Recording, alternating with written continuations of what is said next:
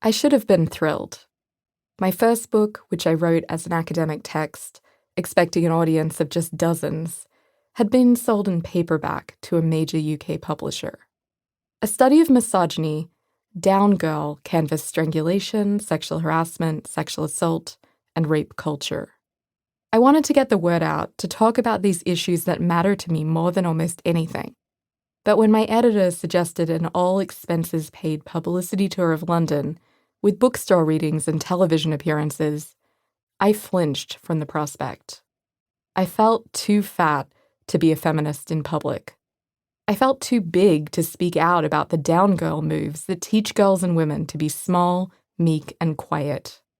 And as acutely aware as I was of the irony, it wasn't enough to shift my thinking in the moment. The Australian author Helen Garner once remarked that she felt the need to get down to her fighting weight before embarking on a publicity tour. I cursed myself for not doing that, and in fact being at my heaviest.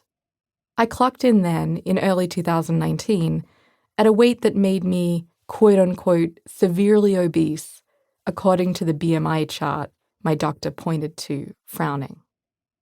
My book had first come out late in 2017, the very week that Tarana Burke's Me Too movement was popularized by celebrities. And so, much to my surprise, I found myself talking to journalists about misogyny almost daily. But I would not allow camera crews to come to my home or office.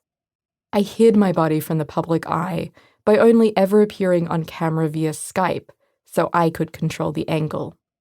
I had a handful of carefully curated headshots from when I was thinner, though I've never been thin in my adult life, that I used for every interview.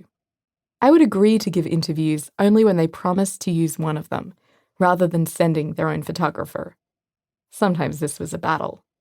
When I gave talks, I asked audience members not to take any photos. When people occasionally took them anyway and posted them on social media, I begged them to take them down. I explained in a partial truth that I was subject to a lot of misogynist trolling and that new photos of me that appeared online would attract mockery and vitriol. And indeed, I'd been called a bitch and worse too many times to mention. Dumb cunt writing dumb things was one of the first tweets I saw after publishing my first New York Times piece. And subject to anti-Semitic slurs, too. Your people will burn in ovens now, someone DM'd me the night Trump was elected. Rape threats are not uncommon in my little corner of the internet. But there was one reaction I really dreaded, being called fat, which I was. I was fat, but I couldn't hear it, not even in my own voice, without wanting to disappear myself. I knew that would be all it took to silence me. You might expect that as a lifelong feminist, not to mention the author of now 2 books on misogyny, I would be one of the last people to be suckered into policing my own body and trying to force it into a size and shape more acceptable to the patriarchy. You'd be wrong about that, sadly. Since my early 20s, I have been on every fad diet. I have tried every weight loss pill. And I have, to be candid, starved myself, even not so long ago. I can also tell you what I weighed on any significant occasion from the age of 16 onward. I can tell you precisely what I weighed on my wedding day, the day I defended my PhD dissertation, the day I became a professor, and the day I gave birth to my daughter. Too much, too much, too much, and much too much, to my own mind then. I even know what I weighed on the day I arrived in Boston, fresh off the plane from my hometown of Melbourne, Australia, to begin graduate school in philosophy nearly 20 years ago.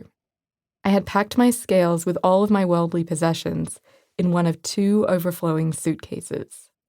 They were among the first things I unpacked, second only to my toothbrush. In coming of age and size in a fatphobic society, I learned to avoid certain key opportunities, risks, and pleasures. I have been swimming just once since the age of 16. I wore leggings and an oversized t-shirt. I haven't been dancing since I was 20.